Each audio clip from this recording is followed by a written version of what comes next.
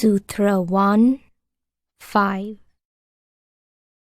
vrittayah pangchatayyah klishta aklishtah.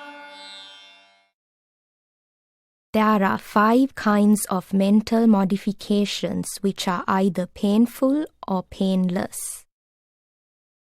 Commentary. Patanjali says there are 5 kinds of vrittis, and again these are grouped into 2 major categories. One variety brings us pain, the other does not. Notice that he does not divide the thoughts into painful and pleasurable. Why? Because even a so-called pleasurable thought might ultimately bring us pain. And, again, we cannot easily know in the beginning whether a particular thought will bring pain or not. Some thoughts begin with pain, but end leaving us at peace. Others appear to be pleasurable, but bring pain. For example, our pity at another's suffering certainly causes us pain, but ultimately it expands our hearts and minds, gives us more understanding, and leaves us in peace. Instead of these terms, painful and painless, we might be able to understand this point better if we use 2 other words. Call them selfish thoughts and selfless thoughts. The selfish thoughts ultimately bring pain. For example, to love something or somebody is pleasurable. But many of you have experienced how the very same love brought you a lot of unhappiness, pain, hatred, jealousy, and so on. Why? Because that love was not just a pure love, but was based on some expectation in return. There was selfishness in it. The expectation may be anything: a little financial comfort, some publicity, or a little physical pleasure. With this expectation, love seldom lasts long. So love, though it appears to be a painless thought, ultimately ends in pain if it is based on selfishness. On the other hand, a thought like anger might bring pain in the beginning. The anger of a selfless person has no personal motive behind it. Although the anger may cause somebody to feel bad in the beginning, ultimately it helps that person to correct himself or herself and to lead a better life. For example, a little strictness on the part of the classroom teacher is needed to reform the children and make them understand their responsibilities. Whatever the thought is, if there is no selfishness behind it, it can never really bring pain to the person concerned. The result is neither pain nor pleasure, but peace. Seeing this truth, we should analyze all our motives and try to cultivate selfless thoughts.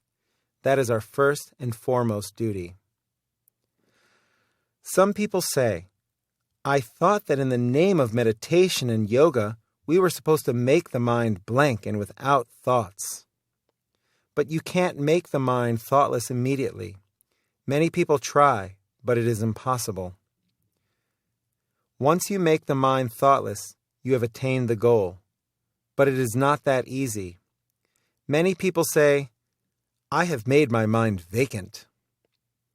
How did they know the mind was vacant? They were aware of it. Is not that type of awareness a thought? You have removed all the other thoughts and retained this one thought of having made the mind vacant.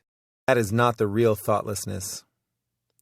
That is why we use the trick of developing certain positive thoughts while removing negative ones. We say to the mind, "All right, if you want to create some thought forms, go ahead. But if you create thoughts that will bring you pain, you are the one who will suffer. If you are selfish, you will suffer later on. I don't want to kill you. I'm your friend.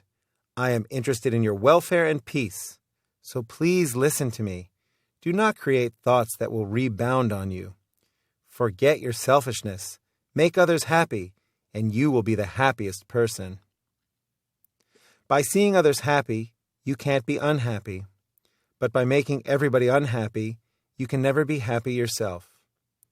So at least for your happiness, bring happiness to others. If you really want to be selfish in the idea of retaining your peace. There is no harm in that selfishness, because by that you are not going to harm anybody. Instead, you will be bringing the same peace to others also. If the mind says, "I can't be selfless, I must be selfish," Tell it, all right, go to the other extreme and be selfish in refusing to disturb your own peace.